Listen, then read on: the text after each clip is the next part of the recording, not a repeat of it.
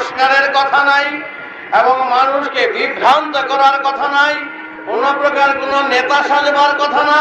আমরা সবাই একত্রিত হয়ে এক আন্নভুক্ত পরিবারে বাস করছি, আমরা সবাই এক আসনে আছি, আমরা সবাই এক হয়ে আছি। শুধু কর্মী হয়ে, যেই বেদ প্রচারক হয়ে যাহা তুলে ধরবার চেষ্টা করছি, আমি সামান্য মাত্র বেদ প্রচারক। সুতরাং অনেক ঘাত প্রতিঘাত, আঘাত, অপবাদ, অপপ্রচার, সুনাম দুর্নাম হাজার হাজার কাঁধে নিয়ে আজ আমি ঝড়ের বিরুদ্ধে লড়াই করে আদি বেদের সুরকে সবাইকে জানাতেই আমার ধর্ম, এটাই আমার কাজ এবং কর্ম। তাই ধর্মকে কেন্দ্র করে ধর্মের ব্যবসা যাতে সমাজের বুকে আর না থাকে এবং অনেক সাধুগুরু যারা আছেন, শিষ্য ভক্ত অনুগত, ওনাদের তাদের মাথায় কাঁঠাল ভেঙে খাচ্ছেন, যারা পর গাছা হয়ে সাধু সন্ন্যাসী অনেক আছে সমাজে, যারা পর গাছা হয়ে রস টেনে গেছে, সেই সমস্ত আগাছা পর গাছা গুরুদের ছাঁটাই করাই হচ্ছে আমাদের ধর্ম। যদিও আমি ধর্মের আসনে, গুরুর আসনে গুরু হয়ে এই কথা বলছি, তাই 1,12,00,000 উপরে যা শিষ্য, এটা অহংকারের কথা নয়, শুধু জানাবার জন্য বলছি।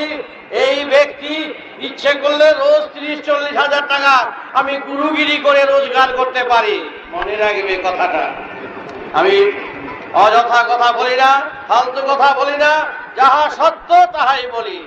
আমি 30-40 হাজার টাকা রোজগার করতে পারি শুধু শান্তি, শাস্ত্র, যাগ যজ্ঞ আর রাহু আর শনির নাম দিয়ে যদি আমি কাজ করি, যদি মানুষকে ঠকাবার ব্যবসা করি, এই হলো ঠকাবার ব্যবসা। শনির কথা বলবো আর শনি তাড়াবো।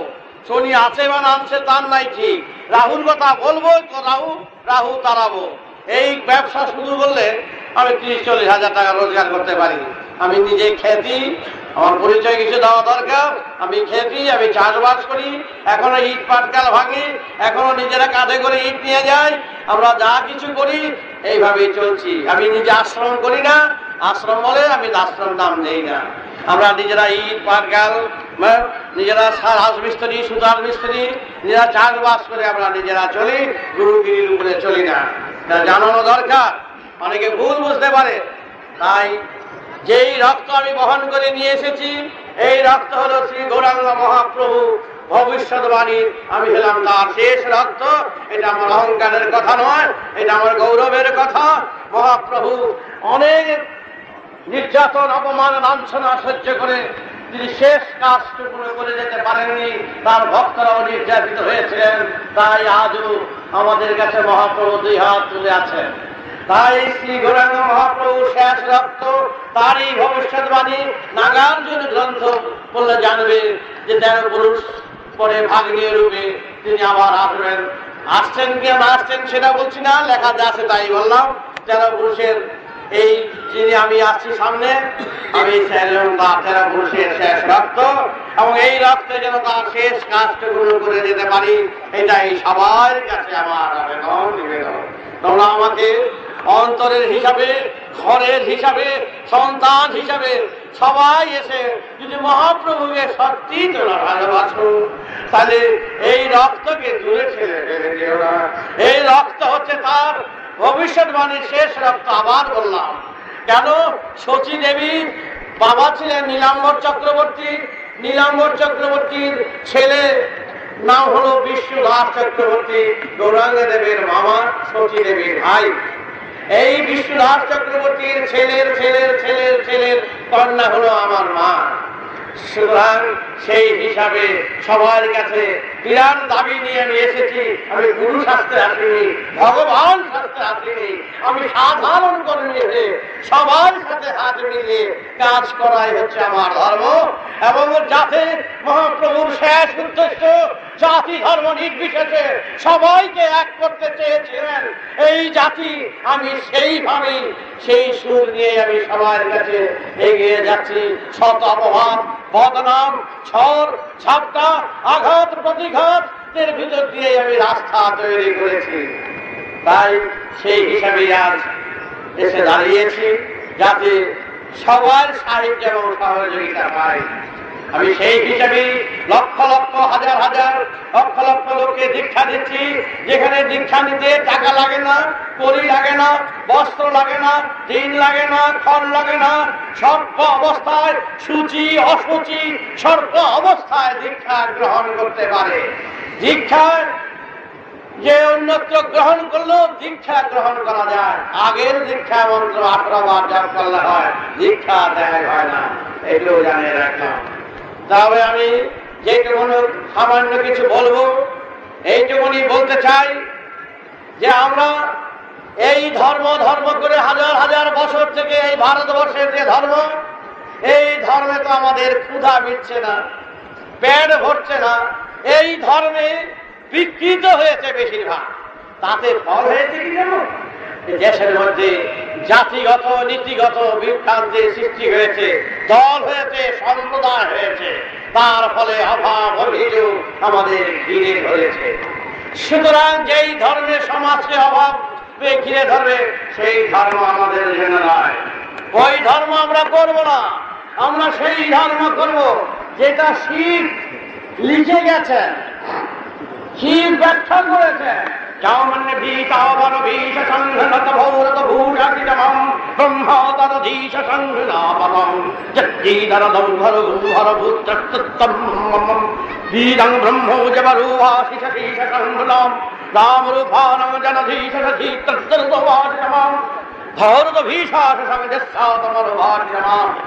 শিব ব্যাখ্যা করেছেন, বিষ্ণু ব্যাখ্যা করেছেন। কিসের ব্যাখ্যা করেছেন? বেদের ব্যাখ্যা।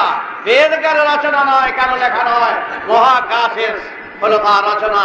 এই প্রকৃতির দৃশ্য হচ্ছে তার লেখা ছন্দ। তাই শিব ত্রিশূল হাতে করে লিখে গেলেন। কি লিখেছেন? জনন্তি মার্গ ভীষাস সংজর বৌধারত ভূষাদিরং যস্যাদিমেরভাত ব্রহ্মাদিরভীষাদিরং ব্রহ্মানন্দো পরমারদ্ধীশাসি সংযত্তা ঈধারত ভূষাস সংযত্তা। এই ত্রিশূলের মাধ্যমে ন্যায়ের দণ্ড ঈরা পিঙ্গলা শিশুর নাভা ঈঝান্ডনদারত ভূষাদিরম। এই ত্রিশূলের মাধ্যমে লিখলেন, কি লিখলেন? কি লিখলেন? যে ধর্মে মানুষকে বাঁচাবে, ধর্মে সমাজকে এক করবে। মনে রেখো, বেদ কি বলছেন, বেদ কি বলছেন সেটুকু মন দিয়ে শোনো, আর আমরা কি করছি সেটা শোনো। বেদ হচ্ছে আদি। বেদ বলেছেন সমাজের অভাব থাকবে না। আজকের ধর্মে অভাব রয়েছে। বেদ বলেছেন এক জাতি।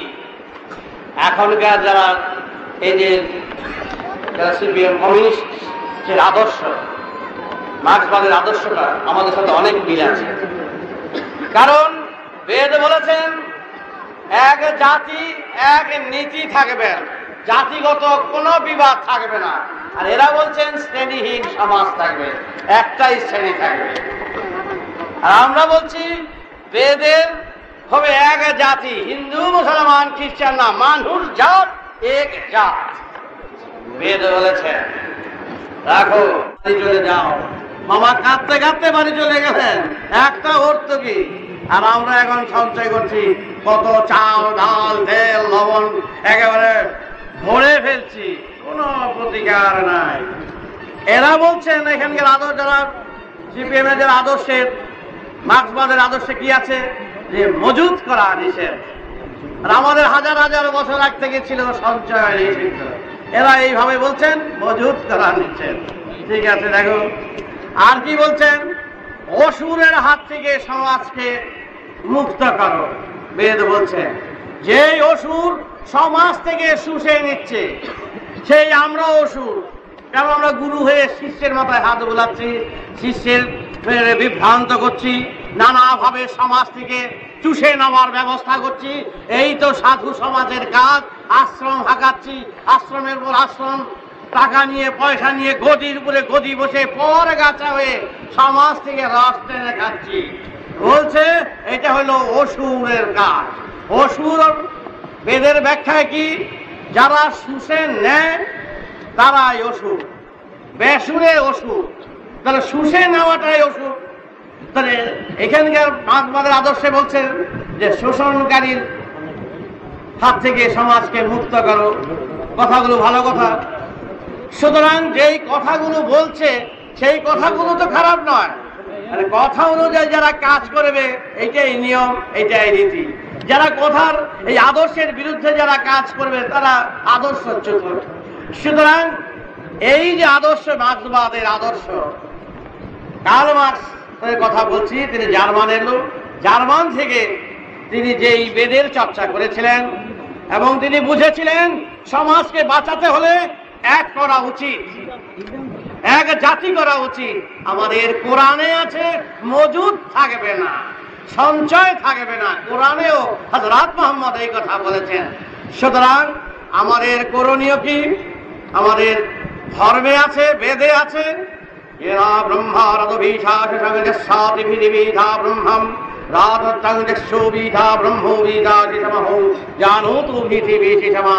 কথাগুলো জেনে নেবে আগে। ধর্ম শুধু এই নয় যে কৃষ্ণের, রাধা কৃষ্ণের বিরহের কথা, ভাবের কথা বললাম, স্বর্গমর্তের কথা বললাম, এটাই শুধু শেষ কথা নয়। ধর্মের আদি কথাই হচ্ছে ভিত তৈরি করো। যেখানে ভিত তৈরি নাই সেই সমাজে না খেয়ে মরে যাচ্ছে সব। যেই সমাজে সবাই দারিদ্রতায় সর্ব অবস্থায় বিচ্ছিন্ন হয়ে রয়েছে, তাদের হাত থেকে সমাজকে রক্ষা করো। তাই তো আমরা কখনো করছি না, আমরা কোনো দিক থেকে কিছুই করছি না। আমরা সমাজকে বাঁচাতে চাই, আমরা সমাজকে অসুরের হাত থেকে, শোষক গোষ্ঠীর হাত থেকে সমাজকে রক্ষা করতে চাই। সুতরাং করতে হলে শুধু উপদেশে চলবে না, তাদের জন্য আমাদের প্রতিকার থাকা দরকার।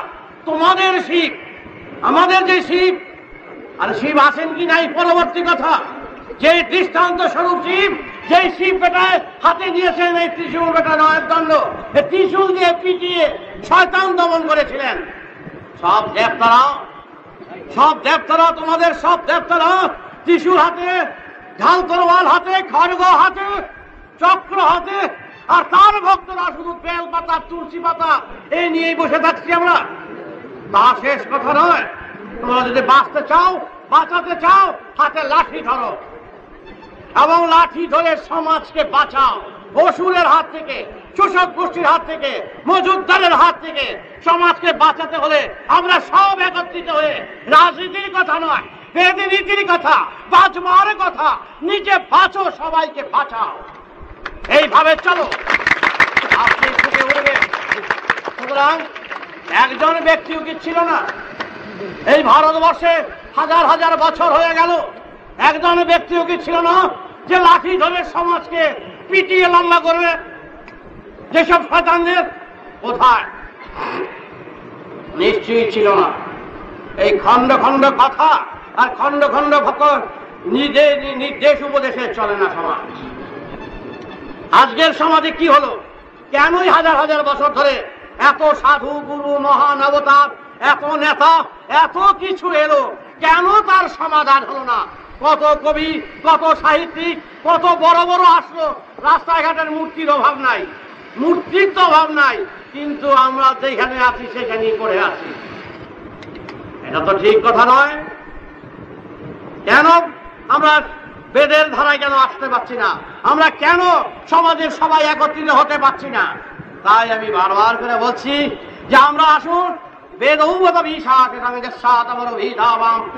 ব্রহ্মা জগৎ।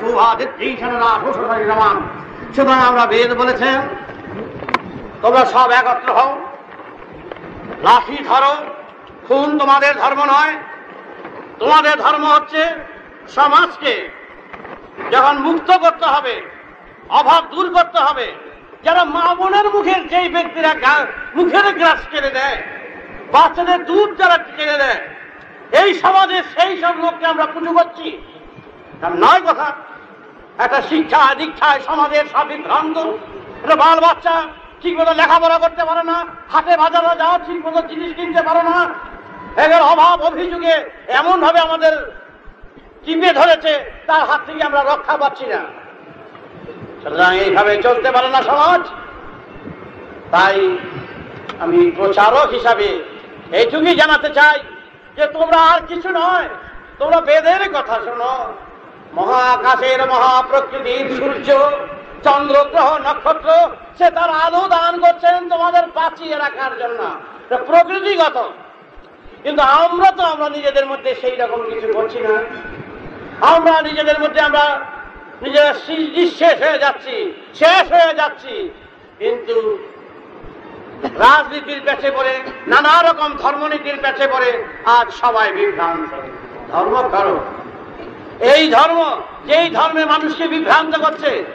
আমি তো বলছি যে গুরু হয়ে আমি তো আছি, আমি যদি এক শিষ্যকে বিভ্রান্ত করি, সে শিষ্যকে বুঝবে ও যে আমি ঠকাচ্ছি? এক শিষ্যকে যদি বলি তো রাহুর দশা, ও কি বুঝবে রাহু আছে কি নাই? সে তো মনে করবে ঠাকুর যখন বলছেন তাহলে নিশ্চয়ই আমার রাহু ধরেছে, সুতরাং তার প্রতিকারের জন্য আমায় বলবে। আমি তারা খসালাম প্রায় 5,000 টাকা খসিয়ে দিলাম। এইটাই চলছে আজকের বাজারে। সুতরাং এই বাজারের এই সব থেকে মুক্ত আমাদের হতে হবে, মুক্ত করতে হবে। তাতে আমাকে কম আঘাত প্রতিঘাত সহ্য করতে হচ্ছে। ঘরে সাপ ছাড়ে দিয়েছিল মারবার জন্য, নৌকো ফুটু করে দিয়েছিল বাচ্চা বয়সে। তারপর জমি মারার কেস, ডাকাতি কেস, ছিনতাই কেস, একটার পর একটা আমার উপর চাপিয়ে দিল। এই পুরুলিয়া সেটি কি ছিল সেদিন মাসখানে আগে, আমি বললাম তুমি আমার জমি মারার কেসে আমাকে ফেসাবার চেষ্টা করেছিলে। বললাম হ্যাঁ আমি ভুল বুঝেছিলাম, অন্যায় হয়েছে। সুতরাং আমি সেটা কিছু বুঝি না। আমি চাই আমার দেশের ভাই বোনরা, এক চন্দ্র সূর্যের তলে আমরা আছি, এক পৃথিবীর বুক চেটে মানুষ, এক মাটি, এক ঘাটের জল পান করছি, সেখানে এইরকম ভাবে বৈষম্য থাকবে না। এই বৈষম্যবিহীন সমাজ আমরা গড়াতে চাই। ভেদাভেদ থাকবে না, এক জাতিগত নীতিগত ভাবে যাতে আমরা সমাজকে চালাতে পারি, আমরা কাজ করতে পারি, তারই জন্য সন্তান দল করেছি। সন্তান দল দল হিসাবে দল নয়, রাজনীতি দল নয়, এরা সম্পূর্ণ বেদ প্রচারক এবং সম্পূর্ণভাবে তারা সেইভাবেই কাজ করছে। তারা গদির দিকে তাকাবে না, কোনো কারো সংগঠনের কারো বিপক্ষে কোনো কথা বলবে না, বিরুদ্ধে যাবে না। যদি যায় কেউ ব্যক্তিগত যেটা সে দায়ী, তার জন্য সন্তান দল বা তার বেদের আদর্শ দায়ী নয়। যে যে ত্রুটি করবে তার জন্য সে নিজে দায়ী হবে। কিন্তু আমার আদর্শ, বেদের আদর্শ যেটা, সেটা সবার যেটা সমান। রামানত বিশ্বাস সংযত দুবরবা বেদ মাহি মত বুধচ্ছে সমাম চক্ষুতর দুভাষী সমাম জানুতর দুভাষী ভূষাষী সমাম। এই আমাদের বেদ বলছেন। দেখো দেবতারা, এই যে দেবতাদের দৃষ্টান্ত, একটা দেবতা তো কারো কাছে গিয়ে করানি, করানের তো কথা বলেনি যে করানের এসে দেখলাম যে না মা কালী ঘরে ঢুকছে, এই কাম তো কোনোদিনও কারো দরজা যায়নি। শিবও জানে যে আমি এসছি দেখতে দেবে, তাও যায় না। এত বছর হয়ে গেল শিব কালী দুর্গা কারোর বাড়িতে এক মাটির মূর্তি ছাড়া। বলছেন এরা কত বছরের, 5-7 8,000 বছরের মধ্যে শেষ। 50,000 বছরের সময় যখন দেবতারা, কোন দেবতারা ছিল, এই এরা কেউ ছিল না। তখন তারা কি চিন্তা করতো বলো?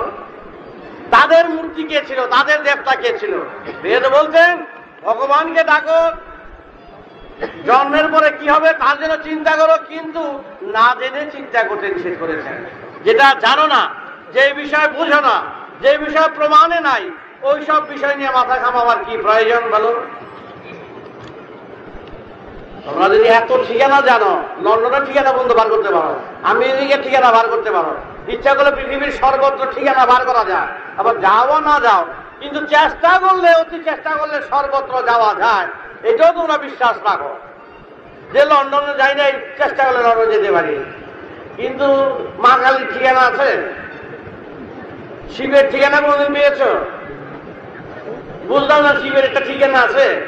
আচ্ছা হোক, মুখ দিয়া হোক, হ্যাঁ ডুব দিয়া হোক, চেষ্টা করে অতি কষ্টগুলো যাওয়া যায়। এটা যদি তোমাদের মনে থাকতো, তবেও তোমরা অনেক নিশ্চিন্ত হতে পারতে। দেখ শিবের অ্যাড্রেসটা অমুক জায়গায়, অমুক গল্লিতে, অমুক জায়গায় তিনি বাস করেন, অমুক নম্বরে। তবে না হয়, যায় তো যায়, সেই কৈলাসে যায়, যায় তো যায়, সব পাথর, সব পাথর। এই পাথরের মধ্যে গিয়ে জল দিচ্ছে। ভালো কথা, শিব এই কথা বলেনি দিবারাত্র আমার মাথায় তোমরা জল ঢালো। শিব এই কথাই বলে নেই গাছ পাতার যত পাতা বেল পাতায় আমার মাথায় দাও। শিব বলছেন আমার আদর্শের কথা, আমি যেই আদর্শের কথা জানাতে চাই সেই আদর্শের কথা তোমরা কেন শোনো না। শিব বলছেন দারিদ্রতায়, বিচ্ছিন্নতায়, উচ্ছৃঙ্খলতায় দেশ ঘিরে ধরছে, অভাব অভিযোগে দেশ ঘিরে আছে, তার প্রতিকার কিছু করো। এই তো পার্বতী দুর্গা পূজা করলে, কালী পূজা করলে, একটা লক্ষ্মী সরস্বতী একটা পূজা করতে করতে তোমরা তো আসছো। হ্যাঁ, কত কিছু করে প্যান্ডেল করে আলোকসজ্জা করে মা দুর্গার পূজা করলে। মা দুর্গা তো বাপের বাড়ি এলে, বাপের বাড়ি এসছেন পরে কার্তিক, গণেশ, লক্ষ্মী, সরস্বতী বলছে মা তোমার সঙ্গে আমরা মা বাড়ি যাবো। একেবারে সবাই, গণেশ আসছেন এরকম করে, কার্তিক আসছেন এরকম করে, লক্ষ্মী সরস্বতী এলেন। গল্প হিসাবে বলছি, আছে না নাই পরবর্তী কথা, আমাদের মানচিত্রের দৃষ্টান্ত হিসাবে এটা বড় দৃষ্টান্ত দিয়েছে। এত পূজা পার্বণ সবাই করছে, ভালো কথা। দুর্গা মাকে জয় করে নিয়ে আসছে, দুর্গা মাকে জয় করে বিসর্জন দিচ্ছে। কিন্তু মা দুর্গা বলছেন অভাবের তাড়নায়, বাপের বাড়ির অভাব দেখে আমার মন অত্যন্ত ভিজে তুলছে, আমি দুঃখে এক গ্লাস কিছু খেতে পারি না, বাপের বাড়ির সব সন্তানদের দেখে আমার মন ভেঙে গেছে। তাই তিনি যখন আসে, তোমাদের তোমার বাপের বাড়ি যাও, লাঠি ঠেঙ্গা নিয়ে যাও, যে লাঠি ঠেঙ্গা ঢাল তরলে আমরা হয়ে যাবো। কোনো কেউ আমাদের মা বলে তো দেখি না করে। আর পার্বতী আসলেন ঢাল তরোয়াল দুই হাতে নয়, এখানে গজালেন 10 হাত। হ্যাঁ, ঢাল তরোয়াল নিয়ে এসে তারপরে সিংহের উপরে বসে কার্তিক, গণেশ একেবারে প্রস্তুতি হয়ে, লক্ষ্মী সরস্বতী একেবারে ডালা নিয়ে বসে আছেন। মায়ের দেশকে শান্তি করবে, ভাইয়েরা দেশে শান্তি করবে, আর আমি খাবার সব ধন রত্ন ঢেলে দিয়ে চলে যাব।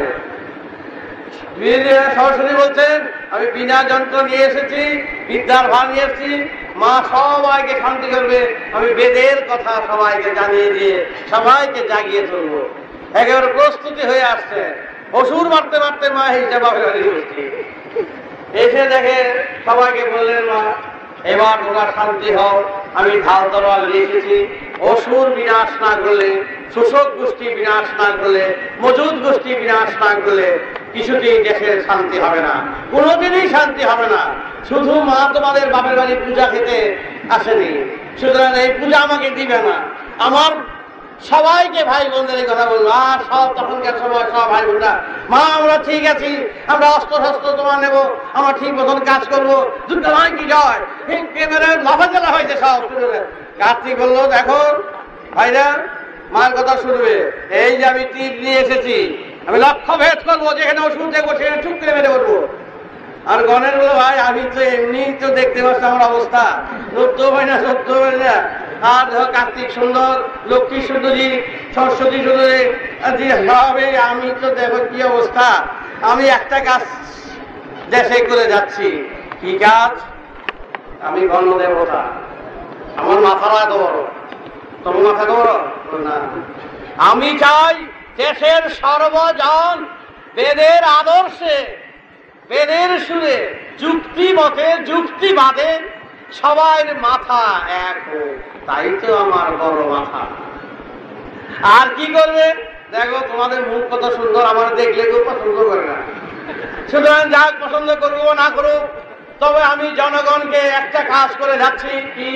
এই যে আমার সুরটা দেখতে পাচ্ছ, এই সুরে সবাইকে টেনে এনে এক সুরে আনতে চাই। আমার সুর দিয়ে সবাইকে এক সুরে টেনে আনতে চাই। কি বলো? তখন ভাই হ্যাঁ ঠিক ঠিক, এই সুরে এক সুরে যদি আছে, বেদের সুরে, বেদের আদর্শের সুরে শোষক গোষ্ঠী বিনাশ করো এবং শয়তান গোষ্ঠীকে অপসারিত করো, মাথা তুলে শয়তান যাতে দাঁড়াতে না পারে।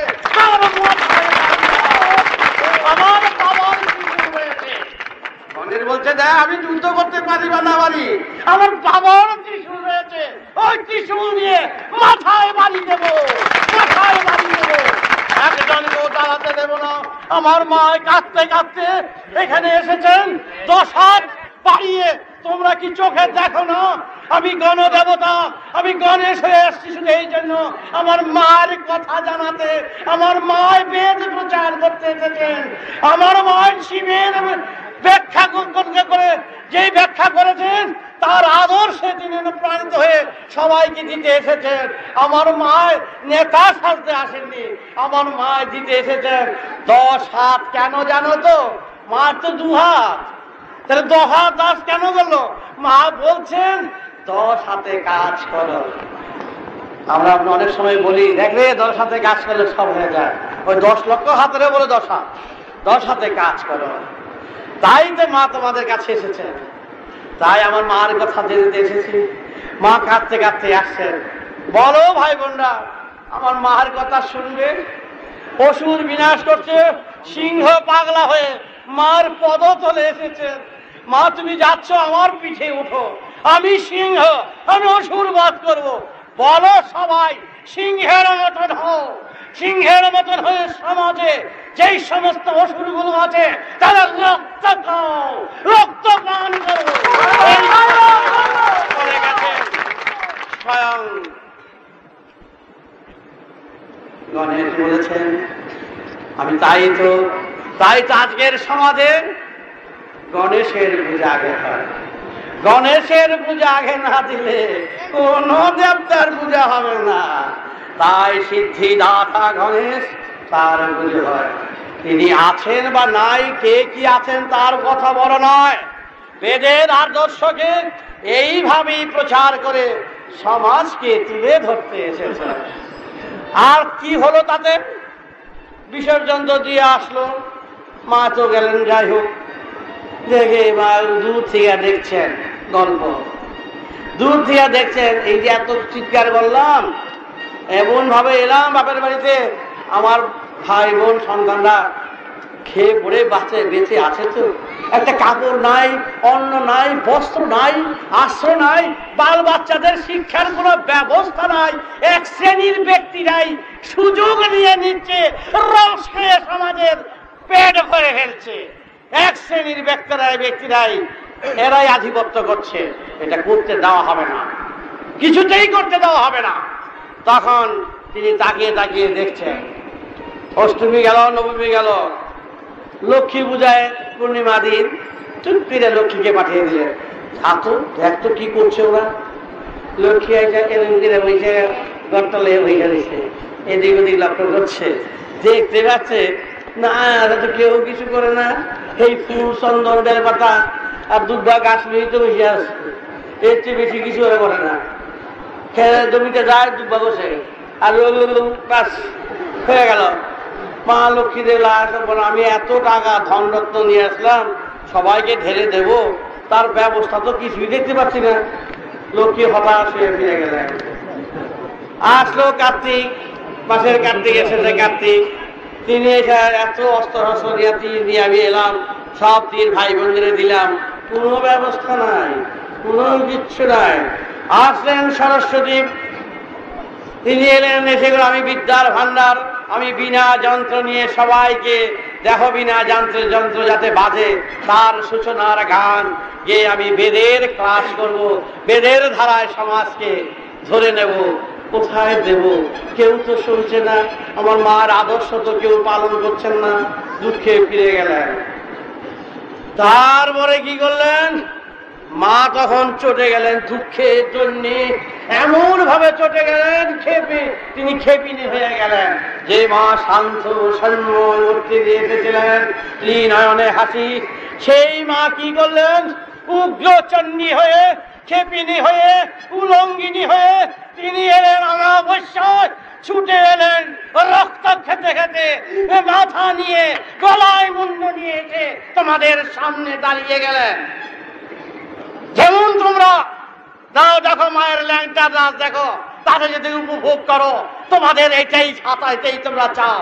উলঙ্গিনী হয়ে সন্তানের কাছে নাচতেছে মা। তখন সব সন্তানরা চিৎকার করছে, ভাই কি উলঙ্গিনী? হ্যাঁ, তোমরা আমার উলঙ্গ রূপ দেখো, কারণ তোমরা মায়ের উলঙ্গিনী দেখে যদি খুশি হও, আমি তোমাদের খুশি করতে এসেছি। তোমরা এইটাই তোমরা দাবি চাও, আর তোমরা কিছু চাও না।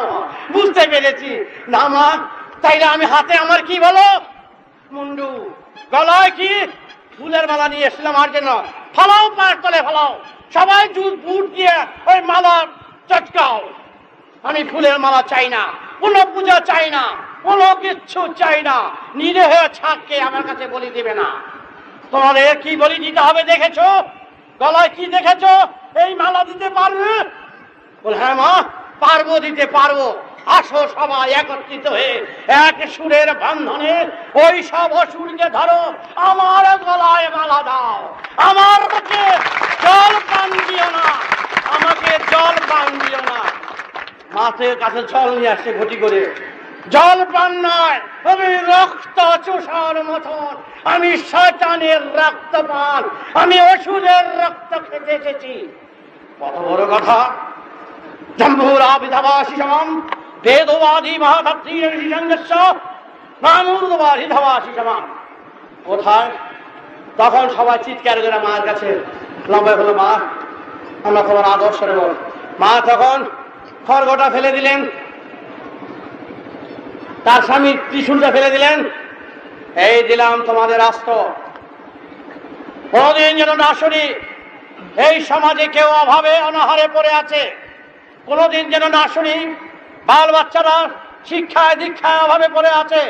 প্রত্যেকে দুধ, প্রত্যেকে আশ্রয়, অন্ন বস্ত্রে যেন ভরপুর থাকে, কেউ যেন অভাবে না থাকে। ধনী গোষ্ঠীর প্রভাব ঢুকতে দেবে না। কথা বলে দিয়ে মার কাছে প্রতিশ্রুতি দিল। সবাই সেভাবে কাজ করতে আরম্ভ করলেন, বেদের শিক্ষাটা এইভাবে প্রসার করতে আরম্ভ করলেন। এইসব মূর্তির মাধ্যমে নানাভাবে নানা দিক থেকে, এটাই ছিল নিয়ম। আজকে কি করলো? এদিকে বলছে হ্যাঁ পতিত তাড়িত হবে তারিণী, গান গাইছে সবাই, পতিত তাড়িত হবে তারিণী। আর শেষের লোকেরা গান গাইছে 25শে তারিখে হবে বারুণী, 25শে তারিখে হবে বারুণী। লালি বাবা কি রে বাবা, বলি কি আর হলো কি?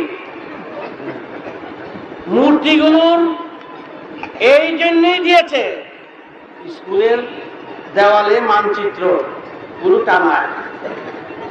শিক্ষক মহাশয় শেখান এই উত্তরে হিমালয়, দক্ষিণে মহাসাগর, এই পূবে পশ্চিমে যা আছে সব বুঝাইয়া পৃথিবীর মানচিত্রটা ধরে বুঝিয়ে ঘুরে নিয়ে আসলো। তাহলে আমরা বুক খুলাইয়া বুঝি বাইরে ঘর থেকে বার হয়ে এই কথাই বলবো, যাক পৃথিবী ভ্রমণ করে এলাম, সব দেখে এলাম। আর কি দেখলা? এই মহাসাগর, হিমালয় পর্বত, সব লন্ডন আমেরিকা সব ঘুরে এলাম। তোর কোথেকে ঘুরে আসলাম? মানচিত্রে বুঝছি, গ্রহের মানচিত্রে, সেই কথা বলো। আমাদের মানচিত্র হচ্ছে এই মূর্তিগুলো। বেদের মানচিত্র হিসাবে এই মূর্তিগুলোকে ব্যবহার করেছিলেন বিচক্ষণরা, সহজে উপলব্ধি যাতে হয়। আর এখন আমরা কি করছি তা নিয়ে কালিতে ভর করছে, শিবে ভর করে। চিন্তা করে দেখো, কোথাকার কই পতিত তাড়িত হবে পারেনি, 25শে তারিখে পারেনি। কোথায় মানচিত্র দিয়েছিলেন মাকে, মা দুর্গা, মা কালী, কিসের জন্য? আর এটা গিয়ে কি করলেন? এখন এটা ভরে পড়তে আরম্ভ করলো, জায়গায় জায়গায় পূজা শুরু করলো, সবাই পয়সা কামাতে শুরু করলো। এটি তো আমরা করছি এখন। এর সুযোগ সুবিধা দিয়ে মানুষকে আমরা বিভ্রান্ত করছি। আমি যখন করতে পারি, আমি যখন কালী পূজা করলাম, শিব পূজা আমার বাড়িতে আছে, শিব পূজা করবো পয়সা নেব, কালী পূজা করবো পয়সা নেব, দুর্গা পূজা করবো পয়সা নেব। আর এইগুলো তো আমাদের পছন্দ। এটা তো কোনো মানচিত্র তো এই কথা বলেনি। বেদের দৃষ্টান্ত স্বরূপ, মানচিত্র স্বরূপ এগুলোকে ব্যবহার করতে বলেছে। তোমরা আদর্শে অনুপ্রাণিত হও, আদর্শে বিশ্বাসী হও। আদর্শ বিজ্ঞান ছাড়া নয়, যুক্তি ছাড়া নয়। তাই সেই হিসাবে সমাজের বুকে সেই সময় শিবের কাছে, বিষ্ণুর কাছে, এরা আমাদের মতনই মানুষ, কর্মী ছিলেন বড়, তাদের কাছে গেলেন সমাজের সবাই, আমাদের বাঁচাও। আমরা এখন কি করব? এই এক ধরনের এক শ্রেণীর লোক এটা বেরিয়ে গেছে। পূর্ব জন্মের পরে তোমরা কি হবে না হবে, সেই আত্মার সুখের জন্য সব কারখানা আরম্ভ করে দিয়েছে। অনেক কারখানা দিয়েছে, ইটের কারখানা, লোহার কারখানা, অমুক কারখানা, শতেক শতেক কারখানা আছে। কিন্তু আত্মার কারখানা তো শুনো নাই। আত্মার কারখানা ওইখানে গেলে সবার মুক্তি করে দেয়। এই মাথা চাষায়, ভুরু চাষায়, সেখানে কোটি কোটি টাকার চুল সাপ্লাই হয় ওই কারখানায়। গয়া আছে সেখানে সব চাষায় চাষাইয়া চুলগুলি রেখে দেয়, সেই চুল সব সাপ্লাই করে। বিরাট ব্যবসা, চুলের ব্যবসা। আর এদিক দিয়ে যে চুল কামায়, বাবারে মুক্তি করতেছি, ঠাকুর দাদারে মুক্তি করতেছি, এই একটা গেল। তারপরে পূর্বপুরুষের মুক্তি করতেছি, গুরু কেটে ফেলে। তারপরে গায়ের লোমগুলি চাষতে শুরু করছে। বলে এগুলি কি? আমার জানা শোনা যেখানে যা আছে সব পরিষ্কার করতেছি, পরিষ্কার করিয়া রূপ দিয়া বাইরেছে। বেরোইয়া চিনতে পারবো না বাইরে আসছিল পোলা, দেখে দিয়েছে চিনকা বাচ্চা। ওরা অপেক্ষা করতেছিল, আর ওই এই কামগুলি করেছে তীর্থে গিয়া দেখি বাবা বাবা করে চিৎকার করছে। বাবার গুরু চাষা, সব চাষা চিৎকার শুরু করছে। তখন যাই হোক, না না না আমি তোর বাবা, আমি তোর বাবা। তো যাই হোক, তো সবাই আইসা বলছে সবাই মুক্ত করে দিয়েছি। আচ্ছা, একজন ঝাঁটা নিয়ে দাঁড়িয়ে আছে, এহে মুক্ত হয় নাই। হ্যাঁ, এতগুলি কাজ করলাম 3 ঘন্টা ভিতরে কাজ করে এলাম, গেইতে আসছে দরজায়। হ্যাঁ, মুক্ত হয় নাই, আরেকটা বাকি আছে। আবার কি? এসো এদিকে। এমন করছে ঝাঁটাটা, তারা কি উঠাও, ঠাস করে পিঠে দিছে। এই এক ঝাঁটা। এই যে কি হলো, এই ঝাঁটার বাড়ি খেলেই মুক্তি। আরে বাপরে বাপরে বাপরে, চাই না দাও। আরেকটা ঝাঁটা, এই ঠাকুর দাদার বংশ সব মুক্তি। আরেকটা নাও, তোমার জানা শোনা সব মুক্তি। 3 ঝাঁটা খেল। বেদ বলছেন এই সর্বনাশা কথা আর এই ধরনের মনার আর ওই যে চুলগুলি, আরে বাবা বোঝাই চুল, এগুলো সব বস্তায় ভরে, বস্তায় ভরে ভরে ভরে সব সাপ্লাই। হ্যাঁ, চুলের ব্যবসা, অনেক ব্যবসা। সুতরাং এইগুলোকে বেদ বলেছেন, এগুলো আইনের ভাই, বিজ্ঞানের ভাই, যুক্তির ভাই, ন্যায়ের ভাই এবং কল্পনার ভিত্তিক প্রমাণের ভাই। এই সব দিকে তোমরা মন দেবে না। তোমরা শিবের কাছে গেলেন, শিব বললেন মৃত্যুর পর কোথায় যাবে না যাবে সেই কথা নিয়ে তোমরা মাথা ঘামাতে যাচ্ছ কেন? লাগে সবাই তো বলে মৃত্যুর পর যদি কিছু কাজকর্ম না করি তাহলে আমাদের অবধি হয়ে যাবে। তারা কিচ্ছু নয়। সেটা কি তোমার প্রমাণে রয়েছে? তোমার দেহের অঙ্গে কোনো জায়গায় রয়েছে যে তুমি বুঝতে হবে?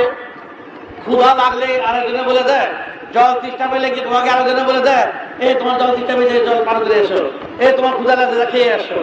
যার যার তার সেই দৌড়তে শুরু করে।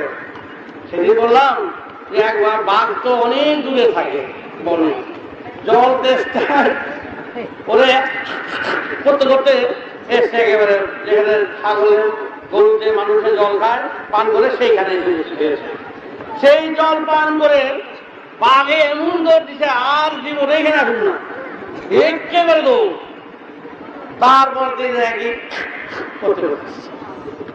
চিন্তা করে দেখো, চেষ্টা জাগলে আপনি আসবেন। তোমাদের ভিতরে বলো, এত বিরাট বস্তু যিনি ভগবান, যাকে পেলে উদ্ধার হয়ে যায়, সেই কথাগুলো মানুষের গুরু মহানদের মুখের কথা, বইয়ের পাতায় লেখা। তোমার জল চেষ্টার কথা বইয়ের পাতার থেকে শিখেছ? তোমার ক্ষুধাটা কি বইয়ের পাতার থেকে শিখেছ না আপনার ভিতর থেকে হয় বলো?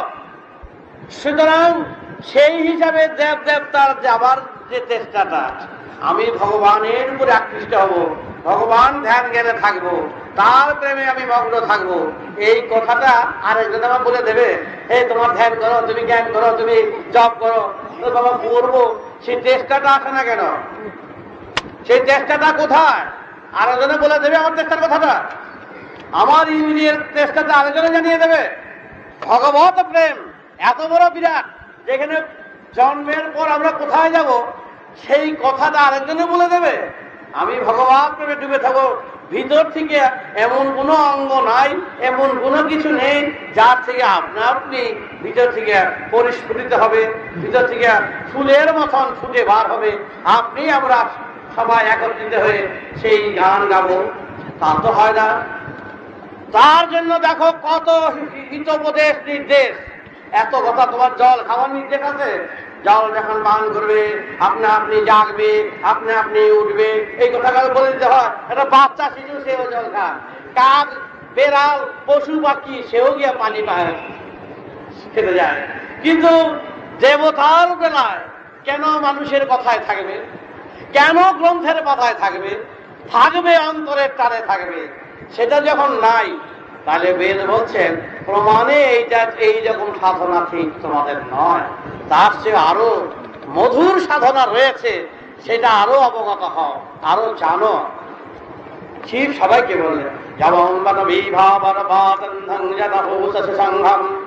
তখন বেদ বললেন দেখো তোমরা সদা সর্বদা কোন কথাটা বেশি বলো, কোন কথাটা বেশি বলো, সুরের কথাটা বেশি বলো। সুরটা সবসময় একজনকে ডাকো, আসো আসো আসো, সবাই সুরে, বসো বসো, বসো লেগে যাইবো। দেখো সুরের মাত্রা জ্ঞানের অভাব হইলে এরকম কথা বলে, হয় পাগল না হলে আসুন বসুন, আইয়ে বইয়ে আস্তক বস্তক কত সুন্দরভাবে ডেকে নিয়ে বসায়, তারাও বেশ আনন্দিত হয়। তারপরে কথা কেমন আছো, বাড়ির সব ভালো আছে কিনা, সুরে কিন্তু চলছে, কথার ভিতর দিয়ে কিন্তু সব সুর চলছে। যে যেইভাবেই ডাকো, কান্না যে তাও তো সুরেই কান্দে, আগো আগো হাগো চললো। আবার যে ব্যথা উঠে তাও তো সেও ব্যথা সুরে। সুর বিনা বাজে না। সর্বত্র সর্ব অবস্থায় এই মহাবিনা যন্ত্রে সুর দিয়েই যাচ্ছে। তখন বেদ বলেছেন, শিব ব্যাখ্যা করেছেন, যাবিতা বাঙ্গু বানা পাহাড়ত পাশি সমাম, ওই যে ডমরু লইলেন আর গাল বাদ্য করিলেন,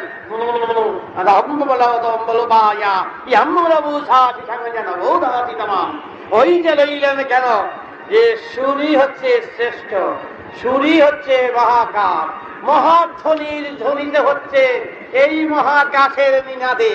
তাই সবাইকে যদি সুরের মাধ্যমে আনা যায়, সুরই বলে দেবে তোমরা কোন সুরে যাবে। তাই তুমি একটা বাচ্চারে এই যে লেখাপড়া গুলো শিখে তাকে বড় বড় মোটা মোটা বই কাতে যাবে দিয়েছ, অ শিখছে। আর অ যারা পড়ে নাই তারা বাচ্চারা ভাষা শিখে না, বাচ্চারা 2 বছর 3 বছর বাচ্চা কথা বলে না, কে শেখালো কথা? কেমন করে ওরা এই অভিধান এই ব্যাকরণ শুদ্ধ করে কথা বলছে? তাইলে দেখা যাচ্ছে প্রকৃতির নিয়মই হচ্ছে যে সারে গামা বাধা নিশা এমন জিনিস যে যে সার অর্থ জানে না, রের অর্থ জানে না, গান অর্থ জানে না, কিন্তু বাজিয়ে চলছে সারে গামা বাধা নিশা। এই যে সকাল দিয়ে শুরু করে 4টার দিকে ঘুম ভাঙে ফেলা, এমন শুনতে শুরু করে ঘুম আর থাকে না। আলাউদ্দিন আমার ভক্ত, আলাউদ্দিন বলে আমি যখন সাঁতারে রেখে মনে করি আমার পিঠে একজন বাঘ দিয়ে বাড়ি দিচ্ছে, করতো আর পিছন থেকে দিতে পারি, রোজ যাবো ঘুম ভাঙস বেটা। আর সেই আলাউদ্দিন খাঁ সাহেব এশিয়ার মধ্যে নয় পৃথিবীর মধ্যে বড়বাদ, আর সেই বাসওয়ালা বেটা এটা পায়ে ধরে ক্ষমা দিয়েছে, খান সাহেব আমার বাড়িতে যদি পদধূলি দিয়া একটু আমাদের শোনান, তুমি সেই লোক না? নিয়ে গেল খান সাহেবের। ভাই আলাউদ্দিন খাঁ আমার ভক্ত, আলী আকবর আমার শিষ্য, আর আলাউদ্দিনের দাদা আফতাউদ্দিন খাঁ আমার কাছে আছে, লেখাপড়া জানে না, সব বেটায় ওই তার পিটিয়ে পৃথিবী বিখ্যাত হয়ে গেছে সারে গামা বাধা নিশা। তখন খান সাহেবরে জিজ্ঞাসা করলাম, এ খান সাহেব বলো তো সার অর্থ কি আর রের অর্থ কি? এইটান তো জানি না, কুমিল্লার ভাষা বলছি, এইটান তো জানি না, আমরা শুধু সারা দিন বাজাই গেছি সারে গামা ফাটা দিশা। এইটান সার কোন কোহানে আছে, রে কোহানে আছে, এইটান বুঝতে পারতাম না। পীর সাহেব আমার পীর করতে পারে, পীর সাহেব তোমা করে একটু আমি একটু শুনি, কিন্তু সারে গামা করতে আইলো। তখন একটা কথা খালি কইছি, সারা বাম্ভা কুঙ্ঘা যাওয়া যা মুখা বাম ভারতীয়া শাস্ত্র সুরসা সিঙ্গা দাদা সিঙ্গার গাদু বাহু সারে। একটা সারে 3 দিন বললে একটা সার অর্থ হয় সান সাহেব। 3 দিন যদি বলে যাই 2 ঘন্টা করে 3 দিন বললে একটা সার। আরে বাপরি বাপরি বাপরি এত বড় অর্থ। হ্যাঁ, তাই সারে গামা বাধা দিশা, তাই যে যেমনে বাজায় সে শিখে নেয়। এমন অর্থ বোধে এটা তৈরি প্রত্যেকে শিখে দেয়। আর যেই সারে গামা বাধা নিশার কথা বললাম, 1 সিঁড়ির কথা মাত্র, 1 সিঁড়ি, বেশি না। তার থেকে 1 2 3 4 25,000 সিঁড়ি। ম্যাথামেটিক্স ক্যালকুলেশনের কথা বললাম, অঙ্কের কথা, বিজ্ঞানের কথা। গণে 25,000 সিঁড়ি দিয়ে গিয়ে যখন পৌঁছবে তখন 1 সারে গামা আছে। মূলাধার, স্বাধিষ্ঠান, মণিপুর, অনাহত, বিশুদ্ধ, আজ্ঞা, সহস্রা। এই কথাটা জানিয়ে দিল। এরা যারা এখানে এই বাজায়, এরা কাঠের যন্ত্র তারের যন্ত্র বাজায় না। এরা এই দেহ বিনা যন্ত্রের শিরা উপশিরার যন্ত্রের ভিতর দিয়ে অনন্ত বিশ্বের সুর বাজায়। সেই সুর বাজিয়ে বাজিয়ে তারপরে কি করেন, ওই সে তাদেরই শিষ্য ভক্ত অনুগত, শিষ্য ভক্ত অনুগত হতে হতে 25,000-এর 1 সিঁড়িতে যখন এসে পৌঁছলো, তখন সারে গামা বাধা নিশা শুরু করলো সহ ওই 1 সিঁড়ির কথা। তাতেই দেখো কত সেই আলাউদ্দিনের যন্ত্রের মধ্যে সাপ পেঁচিয়েছিল। আফতাউদ্দিন বাঁশি বাজাচ্ছিল আমার সাথে, সেই শোষণিকির বাপরি বাপরি বাপরি কি রকম বাজাতো। তারা তাতেই তন্ময় হয়ে গিয়েছিলেন, তার ভিতর দিয়ে ফুল ফুটিয়ে তুলেছিলেন। এবং সেই সুর ধরে ধরেই এই 25,000 সিঁড়িতে পৌঁছানো যায়। আর আমি এখন যেটা বলছি 25,000 সিঁড়ির কথা বলছি। এই 25,000 সিঁড়ির যে আজ্ঞা চক্র, জ্ঞান নয়ন, ত্রিনয়ন, এই সহস্রা হচ্ছে শিব, শক্তি, রাধা, কৃষ্ণ। আরে সেই কৃষ্ণ না, এই যে বাড়ির বউরে টেনে দিয়ে এইসব ভালোবাসছে, সেই কৃষ্ণ নয়। ওই কৃষ্ণের ভুল। তিনি সেই রকম ভাবে চিন্তা করবে না। এখানে প্রেম ভাগাবার জন্য রাধা কৃষ্ণের দৃষ্টান্ত দিয়ে প্রেম করে, ওগুলো ভুল।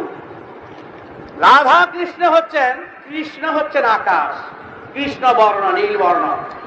এই কৃষ্ণ আর রাধা হচ্ছে ধারা, ধারাবাহিক চলছে হু করে। ওই ধারা থেকেই ধরিত্রী সৃষ্টি হলো। ধরা পৃথিবী বেটা, ধরিত্রী ওই ধারার থেকে এলো। তাহলে ওই হলো কৃষ্ণ আকাশ। তখন কৃষ্ণেরও জন্ম হয় নাই, রাধারও জন্ম হয় নাই।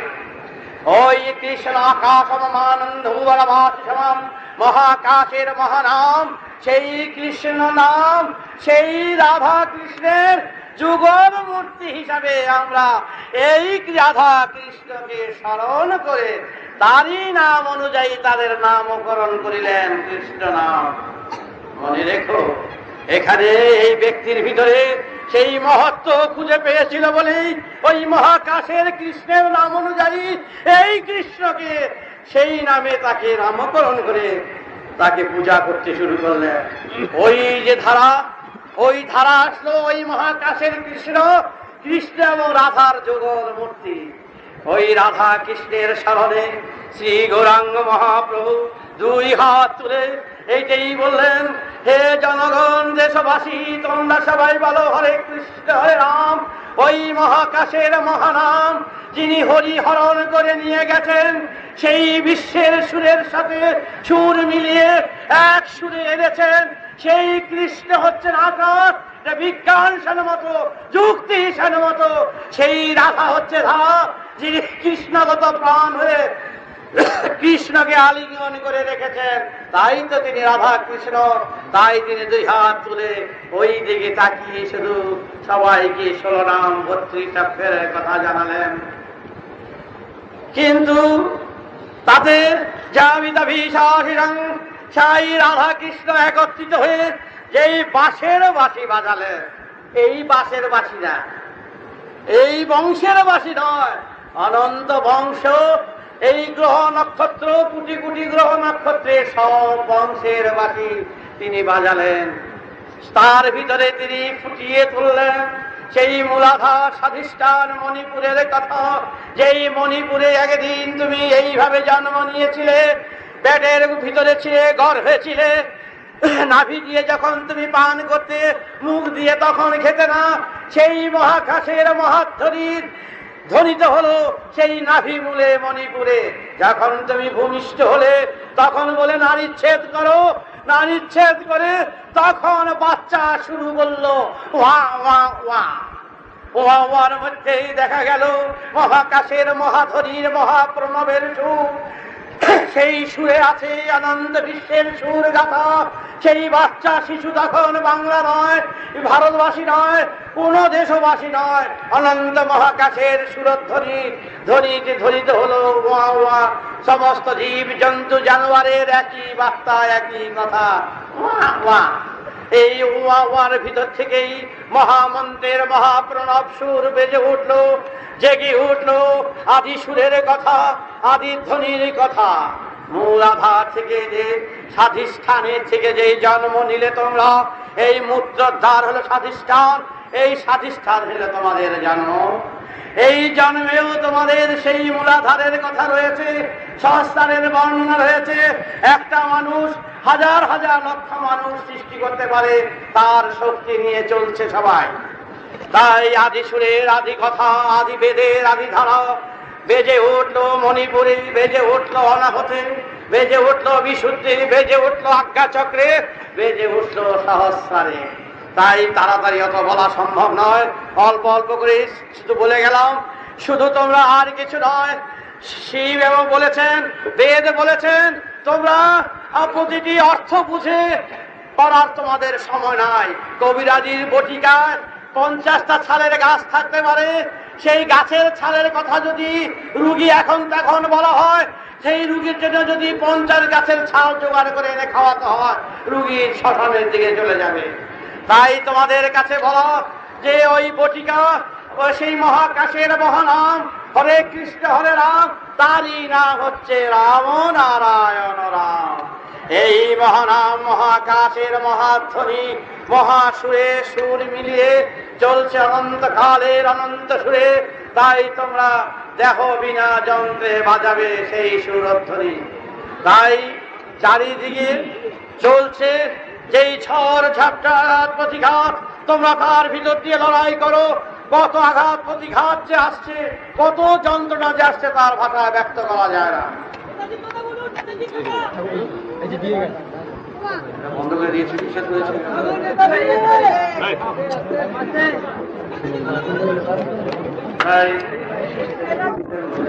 তাই এই সব নিয়ে, এই বেদ প্রচার নিয়ে কত ঝড়ঝাপটা আসছে।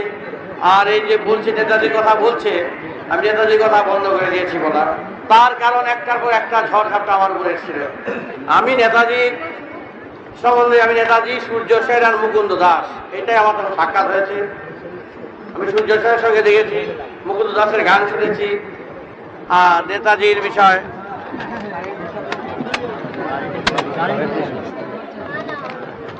নেতাজির বিষয় নিয়ে আমি বেদের পূজারী হিসাবে আমি একটি কথাই সবাইকে জানিয়েছিলাম যে দেখো, নেতাজির ব্যাপার আমি তো কিছু জানি। 1930 ঢাকাতে যখন আমি ছিলাম, তখন আমারই ভক্তরা তার সভার মিটিং আয়োজনের ব্যবস্থা করেছিলেন। কিন্তু 3 ঘন্টা আমার সঙ্গে বেদের কথা শুনেছেন, তিনি তৃপ্ত হয়েছেন এক কথা। সেই সূত্রেই আমি তাকে ভালোবাসি, তার সম্বন্ধে আমার একটা বড় অভিজ্ঞতা হয়। আমি নেতাজি রাজনীতি করেন না করেন এই বিষয় নিয়ে কোনো আলোচনা করিও নয়, তিনি দেশপ্রীতি লোক, দেশকে ভালোবাসেন, আমার খুব ভালো লেগেছে। ঘুরতে ঘুরতে এলাম, জায়গায় জায়গায় যাচ্ছি, সেই নাগাল্যান্ড, নর্থ বেঙ্গল, সারা জায়গায় যেতে হঠাৎ আমি বুঝলাম যে যেই 1939-30 দেখেছি ঢাকায়, এই নেতাজি মনে হয় যেন এই, আমি কখনো বলি নাই নেতাজি আছেন, একেবারে এক সোজা কথা কখনো বলি। আমি এমনি কোথায় কোথায় বলেছি, আমার মনে হয় এখানে যেন আছে, এই একটা কথাই। সেই জন্য ফেনাতে ফেনাতে অনেক দূর নিয়ে গেছে। তার পরিপ্রেক্ষিতে হেমন্ত বাবু, মহাপুত্র সত্যগুপ্ত, শোলবাড়ির ফালাকাটার সাধু, সেই সারদানন্দ, আর একেবারে আর বাকি নাই, চারদিক থেকে আমার ঘিরে ধরছে। বলেন নেতাজি আছেন, কোথায় আছেন, কি আছেন, আসবেন কিনা? আমার নারে বাবা, আমি বলতে পারবো না। তিনি অনেক অভিজ্ঞতা সম্পন্ন ব্যক্তি, জ্ঞানী ব্যক্তি। তিনি কেন আছেন, কিসের জন্য আছেন, আমার ব্যক্তিগত একটা ধারণার কথা বলা অধিকার সবাই আছেন।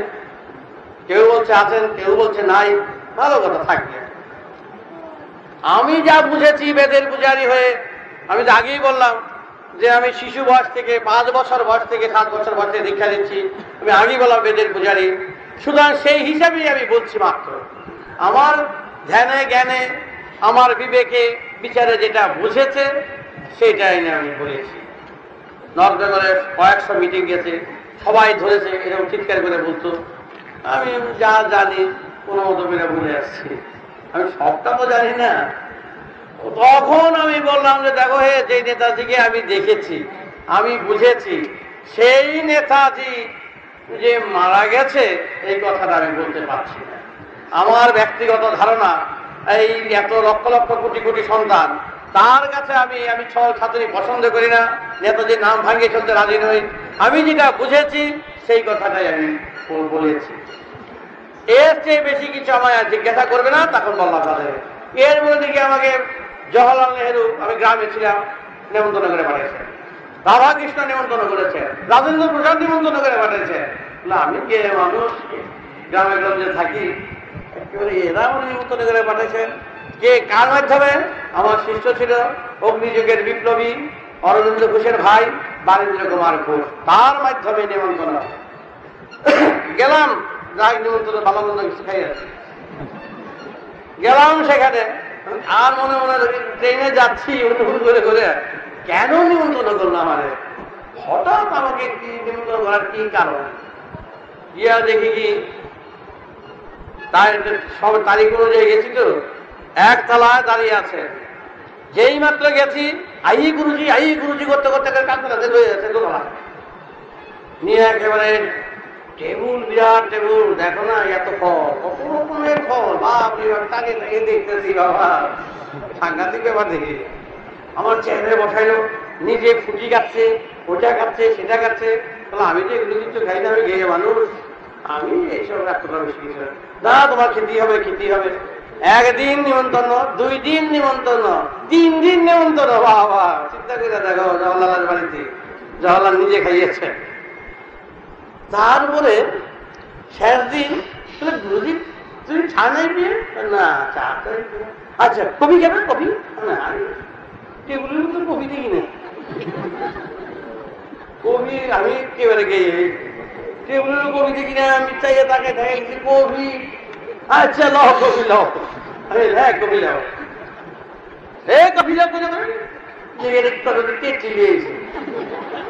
আমি পণ্ডিতজি এই যে কবি কবি কই, আমার তো একেবারে, আমি কবি দেখে এরকম অভ্যাস, কেটের মধ্যে কবি গেছে এটা তো বুঝি নাই।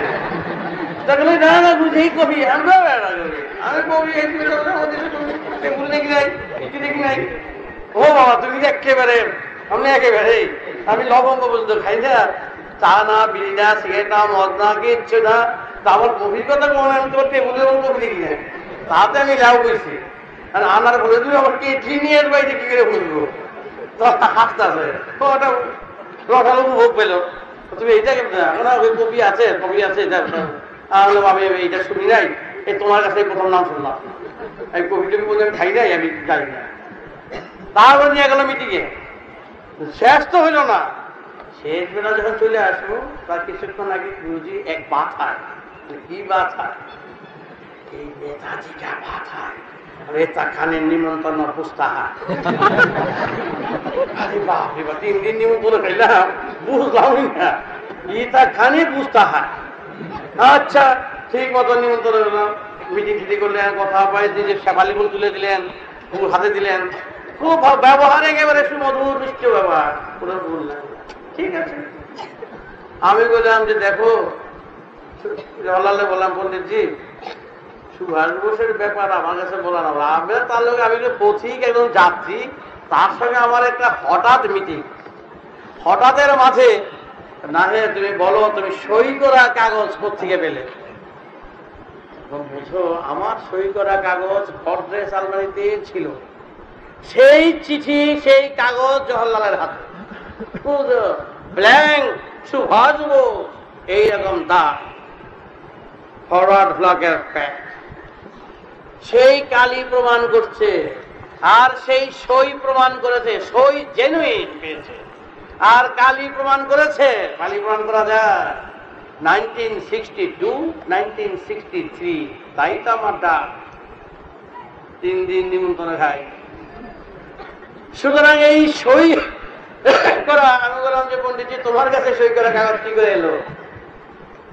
আমার বাড়িতে 250 থেকে 300 আর্ম পুলিশ দিয়েছিলেন, দিয়ে এগুলো সব নিয়ে খেয়ে তাদের কাছে জিজ্ঞাসা করলাম, সেই 9 জন এগুলো রিভলভার নিয়ে গেছিল। আমি বললাম ঘরের মধ্যে আমার বাচ্চার মেয়ে, আমি তার জ্যাঠা, আমার ভাইয়ের মেয়ে, আমার বাবা বাবা ডাকে 10 মাস বয়সে আমার কাছে। তো বাবা বাবা কি পুলিশ? আমি এখানে অনেকে তারিখ তুলি আসছে যে আমার ঘরে এত বুঝতে হয়েছে। 9 জন পুলিশ ক্ষুদ্র কুটির মার্চ করে বুঝতে করে, আসেন আসেন আসেন পুলিশ বাবুরা আসেন, আপনাদের সব কাজকর্ম শেষ হয়ে গেছে বুঝি, আর কোনো কাজ নাই? কেন? আপনাদের কর্তব্য করছেন। তার মধ্যে পুলিশ বলে যে খারাপ তা না, তার অনেক ভালো পুলিশ ছিল। তারা খুলাখুলি বললেন যে আপনাকে দেখে অত্যন্ত ভালো লাগছে, আপনার কাছে এসছি সুভাষ বোসের ব্যাপারে কোনো জানতে, এবং বেশ নিয়ে গেল লালবাজার। ইয়ে করবো ইয়ে দেখি একেবারে চেয়ারের মধ্যে এসি ডিসি হ্যানে টেনে পিসি মাসি বহুত, আর এই যে আমি দাঁড়িয়ে আছি, এই যে মহারাজ আসেন দেখি। আমি বললাম আপনি তো বাঙালি দেখতে, এইরকম ভাবে কথা বলছেন কেন? আমি বললাম এই যে মহারাজ, ভদ্রভাবে কথা বলুন, ভদ্রভাবে উত্তর করুন। আপনার কাছে আপনি আমাকে দেখেছেন, এতগুলো পুলিশ পাঠিয়ে দেখার কোনো মানে ছিল না, এখন লোক পাঠিয়ে চিঠি দিলেই তো হতো, আমি পালিয়ে যাবার লোক নয়। সুতরাং এইভাবে ডেকে আমায় নিয়ে এলেন কেন? মহারাজ ইচ্ছা আপনি এই অভিনয় করে আমার নাটকীয় ভাবে আমার সঙ্গে কথা বলেন, তোয়াই ধর্ম একেবারে সেরা তো বাঙালি দেখতেছি, একেবারে খাস বাঙাল কথা বলেন, যেভাবে পারেন না। হ্যাঁ আপনি কথা বলছেন, এই এত কথা বেরিয়েছে কথা বলুন, কি কথা? ভুল বুঝিয়েছে, ভুল বুঝার ফলে আমার উপর দিয়ে যখন আমি কিছু বললাম না সুভাষ বোস সম্বন্ধে, আপনাকে তো নানাভাবে জড়িত করা হবে, আপনাকে যদি বলেন আপনাকে সুনাম করে আপনাকে প্রথম পৃষ্ঠায় আপনার নাম বলা হবে। আমি বললাম যেখানে সুভাষের নাম বললে যাদের অ্যালার্জি, সুভাষের নাম বলে যারা চিটিয়ে থাকে, চোখ বুঝে থাকে, সেখানে আমি কথা বলতে রাজি নই। সুভাষের আমি রাজনীতি সম্পর্কে আমার কোনো বলার কিছু নেই, রাজনীতি সুভাষকে আমি চিনি না, আমার জানানোর দরকার নেই। আমি ব্যক্তি সুভাষকে যা বুঝেছি তার ব্যক্তিত্ব সম্পর্কে, সুতরাং এইরকম ব্যক্তি যদি থাকে তাহলে সমাজের পক্ষে কল্যাণ ছাড়া অকল্যাণ হবে না। বলুন আপনি কি বলতে চান? আপনি যদি আমরা জানেন আপনাকে বিপদে ফেলবো, বিপদের ভিতর দিয়ে আমার রাস্তা, আপনি যত পারেন আপনার বিপদে আমার কাছে ফেলুন। আপনার সেইখানে আনন্দবাজার, যুগান্তর, অমৃত বাজার শেষ রাত্রে বছরের কামড় খেয়ে বই দিচ্ছে আমাকে তুলবে, আর আমি 1800 ছেলে মেয়ে মানুষ করি, বাচ্চা বাচ্চা বাচ্চা 6 মাস 7 মাস বয়স থেকে আরম্ভ করছে সব ছেলেরা মেয়েরা বড় করছি, ছুটিতে জায়গায় জায়গায় বাড়িতে বাড়িতে রাখছি, নিজে পরিশ্রম করি, খেত চাষ করি, সমস্ত বাল বাচ্চাদের আমি মেনটেন করি, বুড়ি বুড়ি করে নয়, কারো চাঁদা দিয়ে নয়, চাঁদা নিয়ে নয়। ওই মাঝে মাঝে আসে, এমন বার আসছে প্রায় 10 জন 15 জন 20 জন ছেলেরা মেয়েরা চাকরি দিতে আসে, এসে বাবার সঙ্গে দেখা করে, কেউ বাবা ডাকে কেউ মা ডাকে। ওরা চাইছে ওই মেয়েগুলো একত্র করে আমার নিয়ে ফটো তুলবে, ফটো তুলে সবাইকে দেখাবে, দেখো আমার ধন্যবাদ। পুলিশদের বললাম তোমরা এরকম চিন্তা করে এসছো? এই মেয়েগুলো যে যাদের নিয়ে ফটো তোলো এরা কারা জানো? এরা 6 মাস 3 মাস বয়স, এদের পায়খানা প্রস্রাব অলক্লত আমি নিজে এদের মানুষ করেছি, সচিয়েছি, সব করে এদের মানুষ করেছি, আর এদের দিয়ে বদনাম দিতে চাও? তোমাদের মা বোন মেয়ে নেই, তবে এতটা মানুষ হয়ে গেছো, এতটা ছোট হয়ে গেছো। সেই মধ্যে মেয়েগুলো ভয় আমার কাছে আসে না, পালিয়ে পালিয়ে থাকে, অন্য কালে দূর হয়, বাবা নিন্দা হবে, বাবাকে কেউ কিছু বলবে। মানে এতগুলো বাচ্চা, বয়স 18 ছেলে মেয়ে, এদের বিয়া শাদী লেখা পড়া, এদের বাড়িতে পাঠিয়ে দেওয়া, বড় হয়ে গেছে, এদের সব কিছু কাজ আমার করতে হচ্ছে। সমস্ত মেয়েদের যা যাবতীয় আমার পরে দেখে সবকিছু করতে হয়, সেদিকে থেকে উপকার করতে কেউ আসে না। আর বরাবর সাল দেওয়ার জন্য, নিন্দা করার জন্য ভালো বলছে অনেক মেয়ে যায়, অনেকে যায়। এইভাবে আমাদের যেই পাড়ায় আছে চুলচরে, সেখানে নিয়ে পাড়ার লোকেরা আমার বিরুদ্ধে নানাভাবে প্রোপাগান্ডা করছে। অদ্ভুত সমাজ, কিচ্ছু বলি না। এইভাবে গাড়ি করে আসছি সমাজের থেকে, দুটো মেয়ে আমার বাচ্চা, এই 3 মাস বয়স থেকে মানুষ। আমি বলছি আমার গাড়িতে জায়গা আছে, তখন নামিয়ে দেবো। উঠছে গাড়িতে, কত দূর এসে বাবা নামিয়ে দাও, বাবা নামিয়ে দাও। কেন? বাবা বলে তোমার যাবো বদনাম দেয়, বাবা আমার কাজ সহ্য করতে পারি না। দেখ কিরকম গাড়ি থামানো চিৎকার করে, সে নেমে গেল, যাতে কেউ না দেখে। আমার বড় দুঃখ লাগলো। এই বাচ্চা বুড়ি করে মানুষের একটা বড় ঘরের মধ্যে 60-70টা বাচ্চা শুয়ে কুয়া কুয়া কুয়া করতে, এগুলো সব করে দুধে দুধে মানুষকে রান্না করেছি, বিয়ে দিচ্ছি, আর এই হরদান দিচ্ছে। যাই হোক, সেই কথা যে কথা বলছিলাম।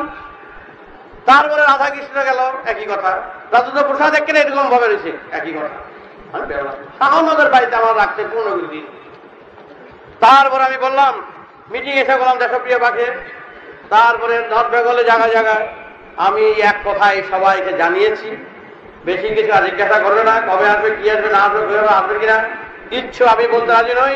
শুধু এইটুকুনি জানি, তিনি মূর্খ নয়, তিনি অত্যন্ত জ্ঞানী, বিচারক, দেশপ্রীতি সম্পন্ন, সূর্যের মতন দেশ, এত সুন্দর, এত মধুর ব্যবহার, সত্যি তার তুলনা হয় না। তার ব্যক্তির সুভাষকে আমি যা পেয়েছি, কিন্তু সেই সুভাষ বোসকে আমি যা বুঝেছি, যা জেনেছি, আমি বেদের পূজারী হয়ে মহাপ্রভুর রক্ত হিসাবে এই কথাই বলে গেলাম যে আমার চিন্তাধারায় যা জেনেছি, যা বুঝেছি, ভুল হতে পারে।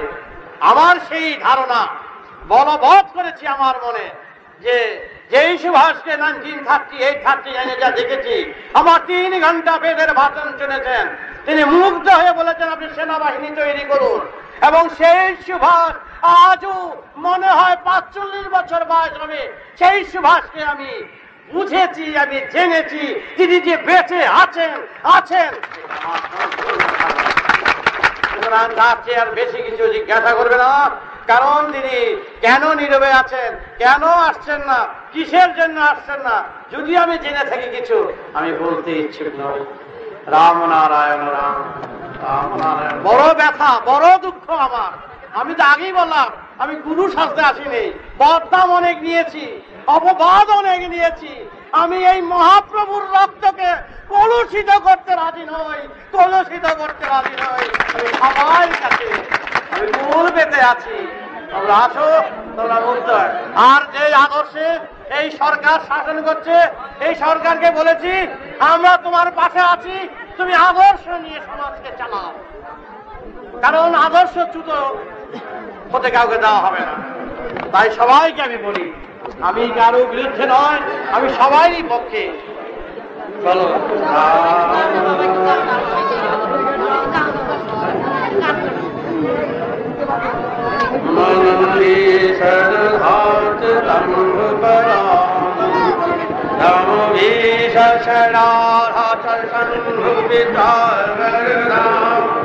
वीर राम नारायण राम ताम परम अभिपराधम विषम हरदम राम नारायण राम नारायण राम नारायण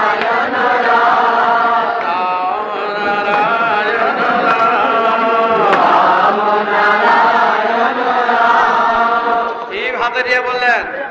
আরেকটি কথা, যারা দীক্ষা নেবে, দীক্ষা নিতে সূচি অসুচি লাগে না, কোনো কিচ্ছু লাগে না, টাকা কড়ি লাগে না। দীক্ষা অন্যত্র গ্রহণ করলেও দীক্ষা নেওয়া যায়। পথে ঘাটে নাম যাচ্ছে গৌর নিত্যানন্দ, মার খেয়ে নাম যাচ্ছে গৌর নিত্যানন্দ, ধনী কাঙ্গাল বাছে না রে গৌর নিত্যানন্দ। তাই তার রক্ত হিসাবে 5 থেকে 7 বছর বয়স থেকে এই দীক্ষা দান করছি। দীক্ষা যারা নিতে ইচ্ছুক তারা তাড়াতাড়ি আগে এসে নিয়ে নেবে। রাম নারায়ণ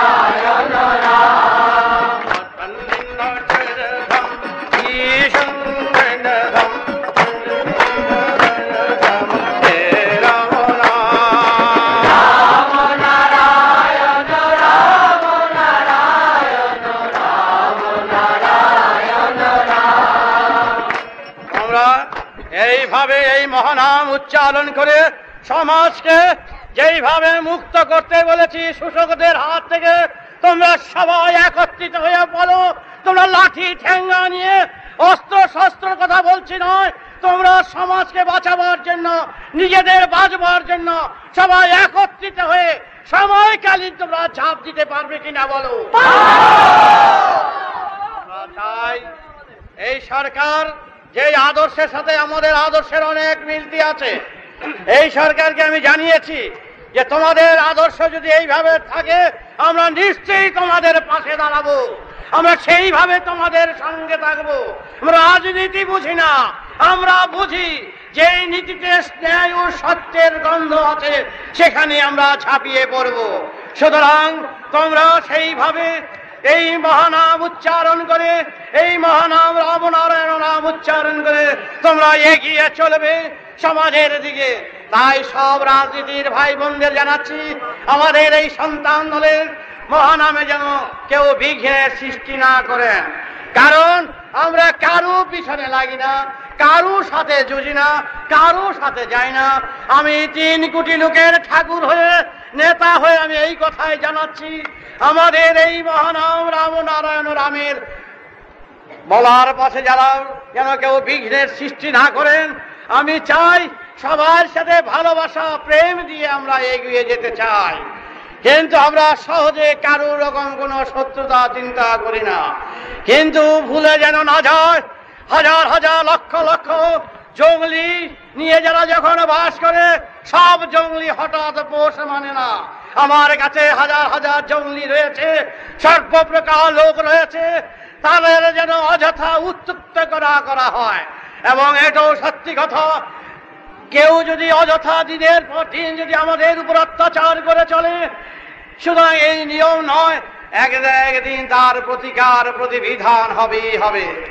তাই তোমাদের কাছে আমি সব ভাই বোনদের কাছে, দেশের ভাই বোনদের কাছে এটাই চাই, আমরা সবার সাথে হাত মিলিয়ে কাজ করতে চাই।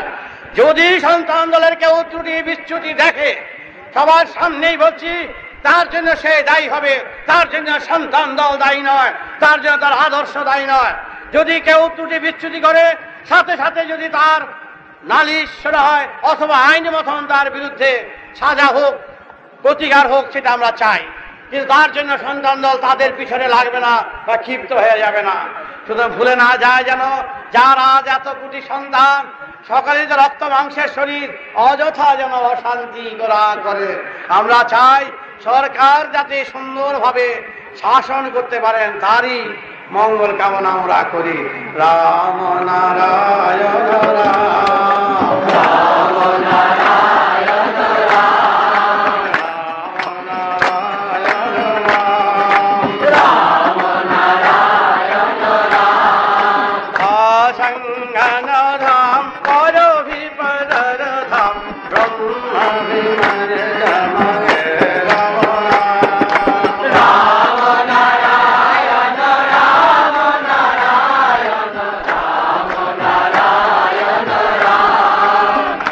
चक्रभरधम महामंगल घोषधम